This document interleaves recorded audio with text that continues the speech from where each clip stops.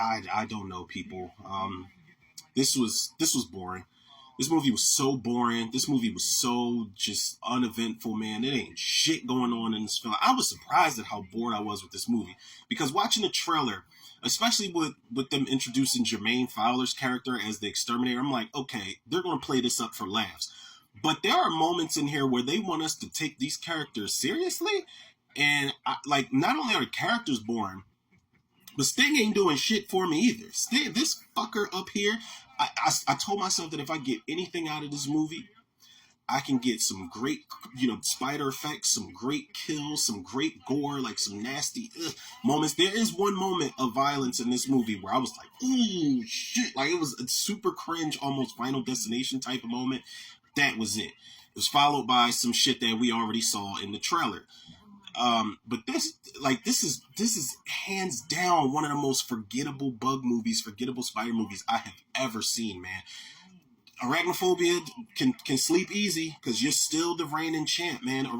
This is the thing with arachnophobia, man. I know there's one spider here and there's multiple spiders in that one, but let me just say this, man.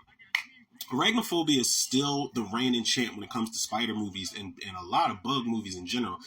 Because when the spiders weren't on screen, I cared about the characters. And even if I didn't really care about the characters, they were interesting to watch, even if you knew they were about to get killed. And you had kind of like this thing that Tremors did where you got this small town of people who all pretty much know each other. And Jeff Daniels and his family are kind of thrown into the mix of shit that they've already got going on.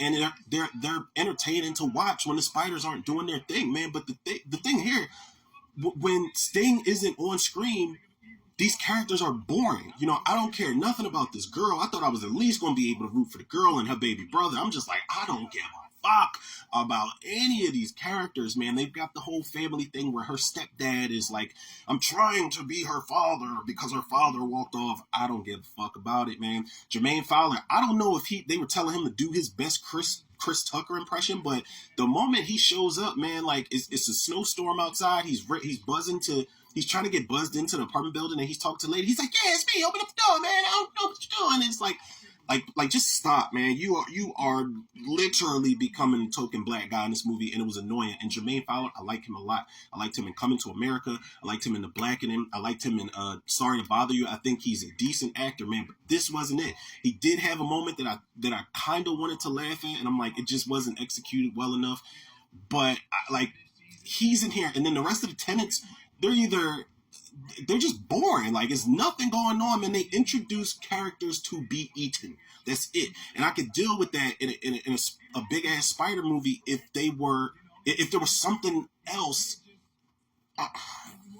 Man, this movie is so fucking disappointing. I had high hopes, little bits of high hopes here and there, man. I was like, we've got Kingdom of the Spiders, we got Arachnophobia, we got Eight-Legged Freaks, you got the OG movies from like the 50s and the 60s and probably some prior to that, but this is one that is just going to just fly right over the radar or under the radar, whatever the fuck it finds itself at. I couldn't even really get behind the spider effects either, man. I thought they would do a lot. Like, for 2024, we need to do better, man. Like, they weren't terrible, but there's you go back and look at some of those cheesy, like the movie Spiders from the 2000s. I remember that shit was coming on Sci-Fi like every weekend. There's a scene where a spider, it looks fake, but it crawls out of this astronaut's mouth, and I still I'm like, oh god, like there's no moment in this movie that just makes me like, itchy, creepy, crawly, sticky, icky type of feeling, man. This movie was like, oh my god, man. I don't know, man. Infested, I think it's a French spider movie. I'm hoping that one delivers, man, because it looks way better than this one. And it looks like it's going to be, they're trying to take it a bit more seriously here, but nothing works here, man. The humor doesn't work, the tension doesn't work, the characters don't work. It's just boring as fuck. I'll give it like a 3 out of 10, man. I'm trying not to be too harsh on it, but I have to give it a 3 out of 10. I'm only giving it a 3 because of the practical effects.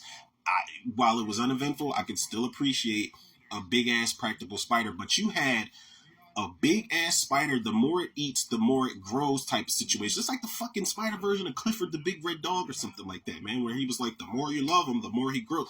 But you had this spider in this rundown apartment where you could have had like this I don't know, like this Evil Dead Rise type of situation where it's claustrophobic, it's very tight knit, and tension could have been there, and it could have been like some 10 little Indians. Everybody's just disappearing, and there's a moment where the girl's like, "What the fuck is going on? Where's everybody at?" But I promise y'all, man, there's a movie that has something to do with bugs and a tiny shitty apartment building that's way better than this, man. And that movie's called Mimic 3 Sentinel. And when Mimic 3 Sentinel is better than this, it's time to get y'all shit together, man. I don't know how much money they put into this, but this ain't it, man. This was not it, man. Now, I will say, if you are a bug fan and you want to test the waters with this, if you've been looking for something that was, maybe you're disappointed with Itsy Bitsy a few years back, or maybe you want something to be in your top 5 or top 10, I would say go see it and, judge it for yourself. But for people out there that are pretty like-minded, I would say don't expect too much from this movie. Because I expected too much from this goddamn movie.